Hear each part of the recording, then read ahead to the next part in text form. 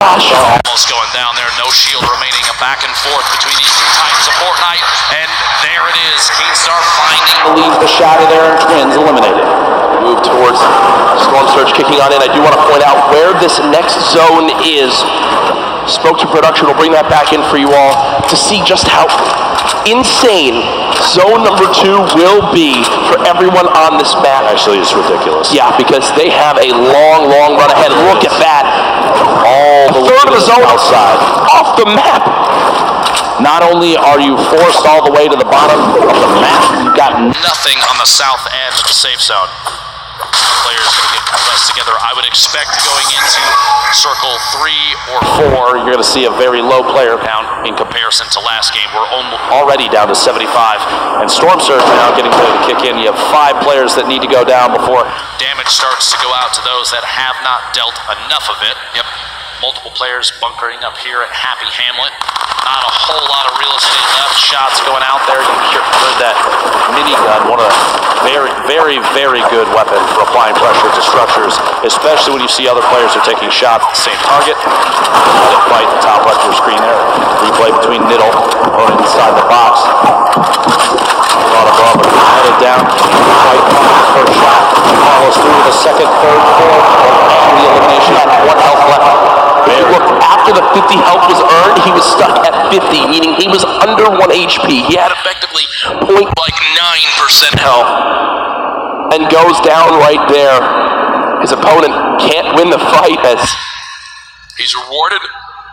Nakamura on your screen, 179 total HP, and that's a tough battle you have here, Dr. Lupo. Do you use your last healing item in the big shield for only 21, or do you hope maybe 179 health is enough for the next fight? It's a double-edged sword, a tough decision to make. Storm Surge still active. 4 more players need to go down before it ends. Trying to get the wall there, can't quite find it. Quick edit up and out. So going to make the rotation away. Waiting. This is just an opportunity. He's basically trying to bait to see if the player inside is going to head out. Shockwave. Lecce hits the tree. Might cost him. Pressure being applied now. The 1v1 not over quite yet. Combat shotgun from above right here will be very effective. The spread from the top down position like this is like a guaranteed crit. Here we go. Shot from behind. Can't quite make contact yet. Zone now hitting for 2 as well. Player's going to have to go for it very soon. Here we go. Shockwave to push away. Storm Surge is active. He's way above, and those bandages are going to be key to survival. We'll see. I guess the swap in position. But she took the high ground temporarily here. They're at a point now where they basically just one of them needs to get in the fight. They're like, one of them needs to win this fight if they want to survive for the 50 extra health. Lecce slowly taking this damage. 2 ticks every second, and it's going quick.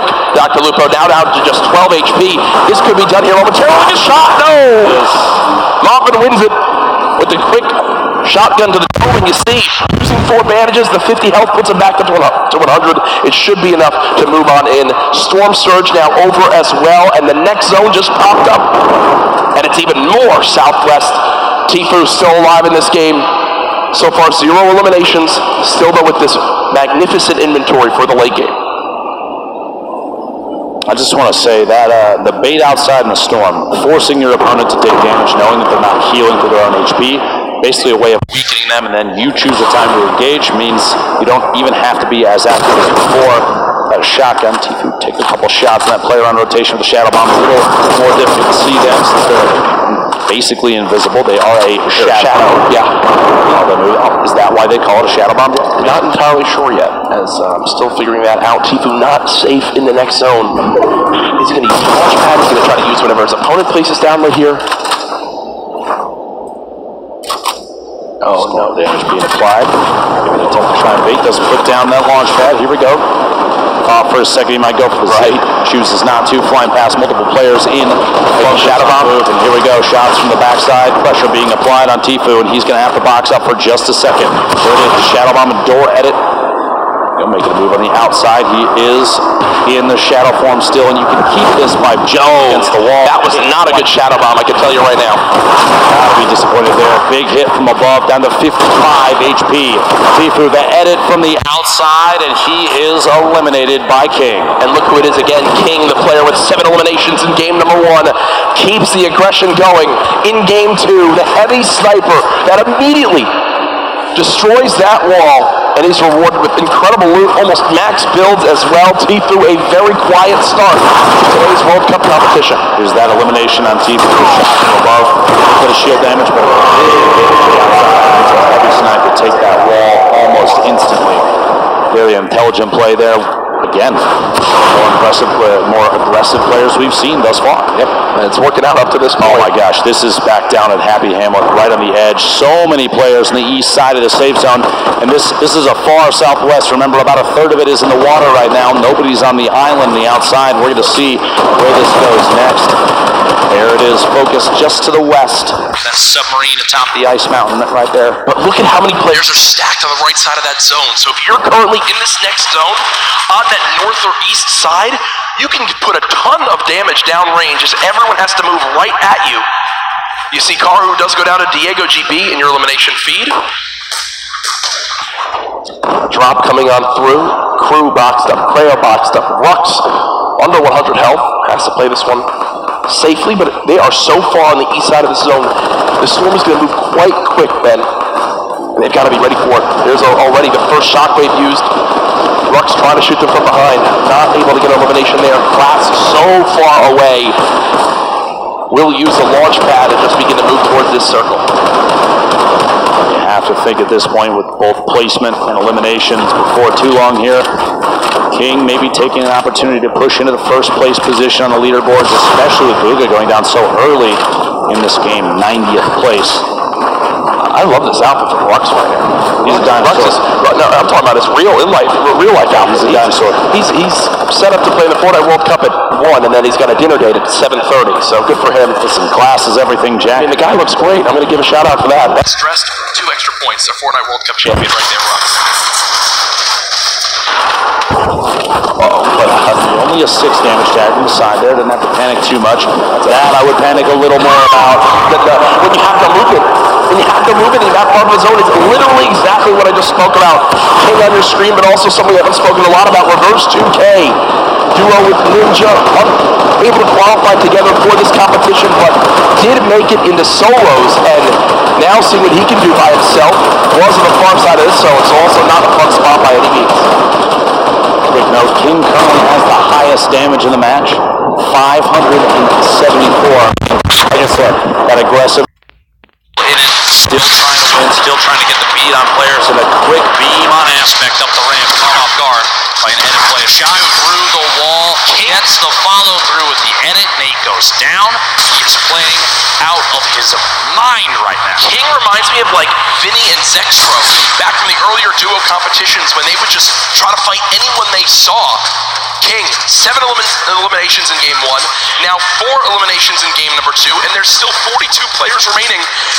And there is only one person in the next zone that just popped up, Dr. Lupo. It is as far west as possible, and look at those arrows frantically moving on over as everyone knows prime real estate is available.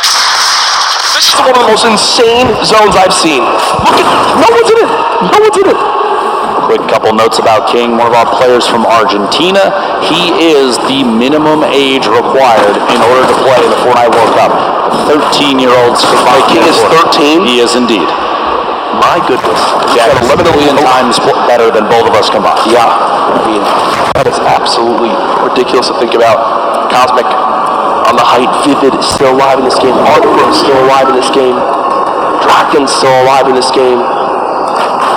What just King used here? Looks like Will again place the launch pad, and what you saw right there, a ramp placed backwards to bounce off of it, so he doesn't go all the way up and basically sitting duck up in the air.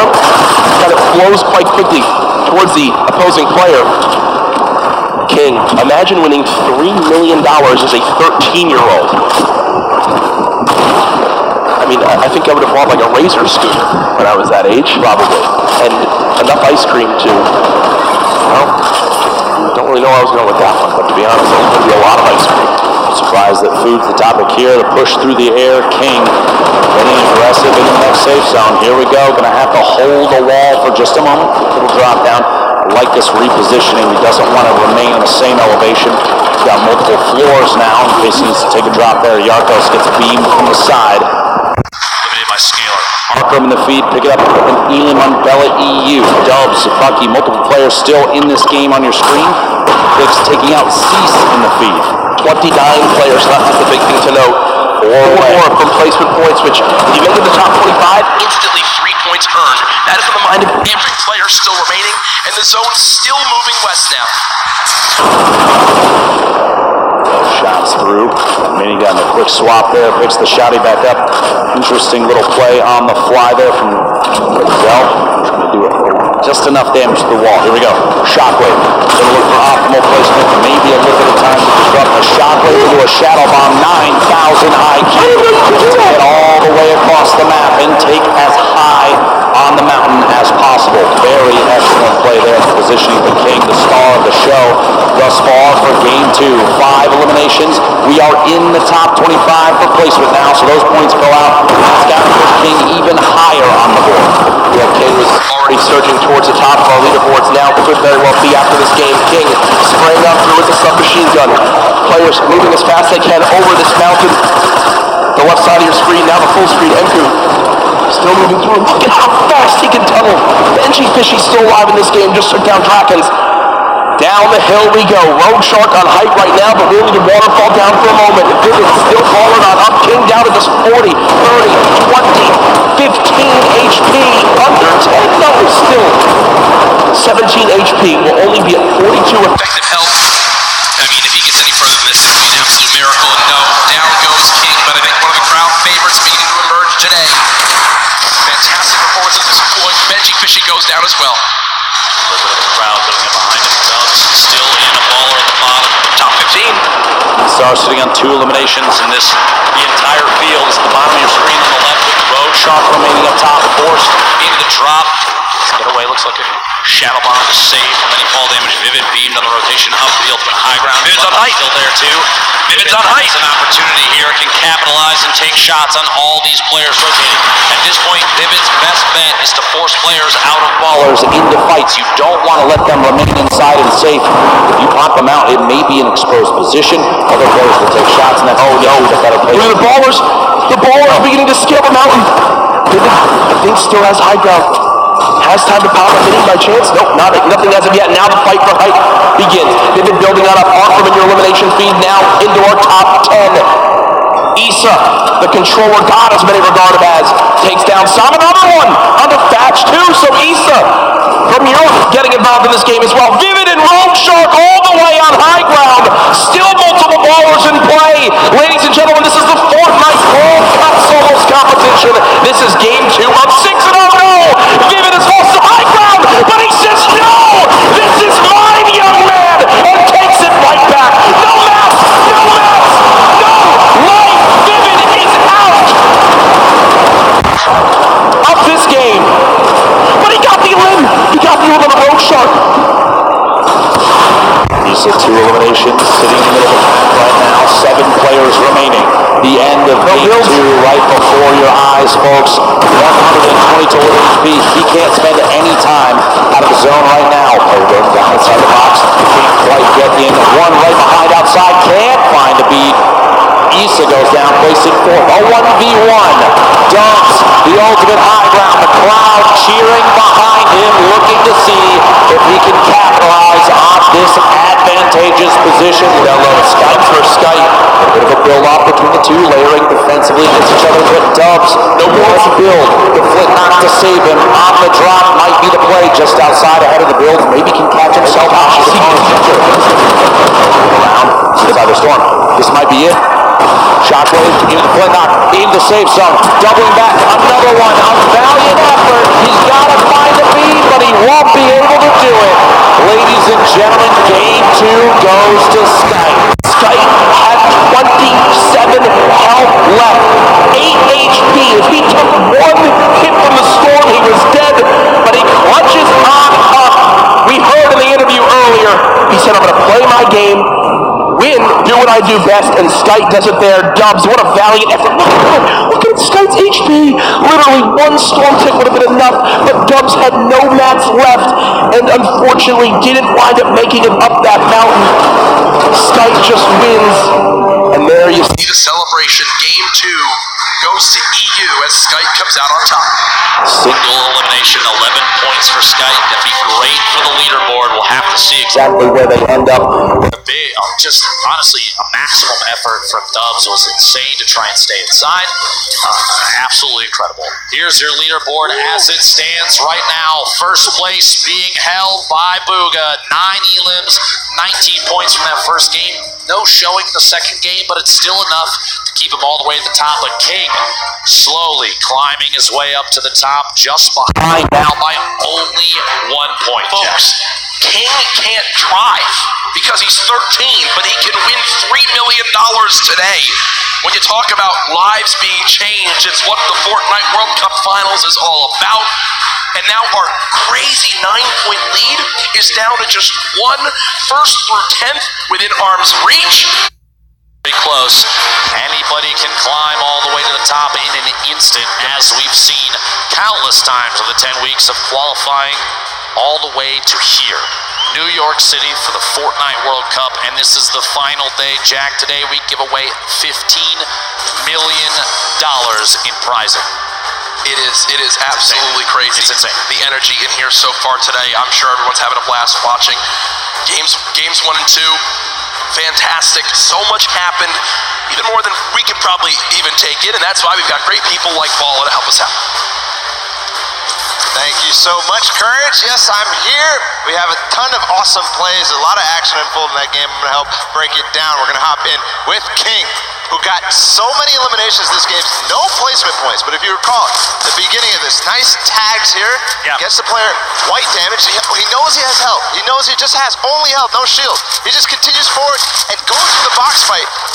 In the second zone, the zone is about to start coming in. He has no fear, the aggressiveness of the player, and the double edit makes him fall right back into his own box that he had a floor on already, gets the cone on top. That's Leleo, another player from South America, but he continues to take out big names, and here is Tfue. He tags him a little bit, but then pulls out the heavy sniper right as Tfue takes the box, and because of that, that came as a surprise to Tfue that he could bring out the heavy sniper, take the wall right in that instance. Usually he'd be expecting the pickaxe on the wall, but the heavy sniper, speed. Now King continuing to look forward, continue to look towards the zone where players come from. It's Aspect that he takes out. That's 3 eliminations, but he goes on forward and grabs another one with great awareness onto Nate. So unbelievable play from here. King is just racking up elims. Again, no placement points in this game, but he still pushed himself within distance of Booga. Booga went down earlier there. He took out Clicks as well in the box. And he's taken out Aspect, he's taken out Tfue, he's taken out Clicks. These are some of the best box fighters in the world. But now, King, he's saying, hey, I'm here at the Fortnite World Cup. I am one of the best box fighters in the world as well. So guys, that's King, the story so far. He's climbing the ranks, he's inching ever so closer to Booga. Gentlemen, back to you. Great stuff, Balla, and yeah, a fantastic breakdown of how King has made it up to our second place spot so far. We were only a third of the way through today's competition on the road to crowning a Fortnite. So let's go ahead and do that.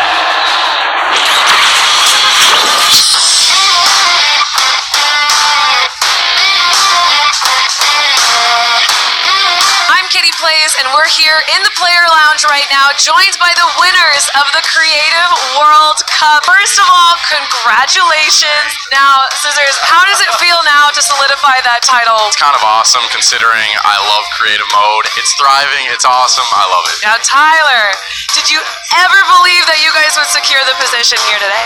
Yeah, I always knew we had it in the bag. You know, we're the week 1 qualifiers. We're the most stacked team. There was no competition. Just when the last map was a death run, I knew we had that in the bag. We got some good players here. I knew Zan would clutch up, and he did just that. You could tell he lifted the finger. He said, we need 1 coin. Just grab this coin right down here. If he can do this without being eliminated. Here it is. The win. No, he missed it, but gets it with the trap trigger. You realize that one jump won this group here an extra $1 million. It's unreal. Like, if you want to practice with death runs, you need to, like, do it slow. Don't go in blindly, like, try and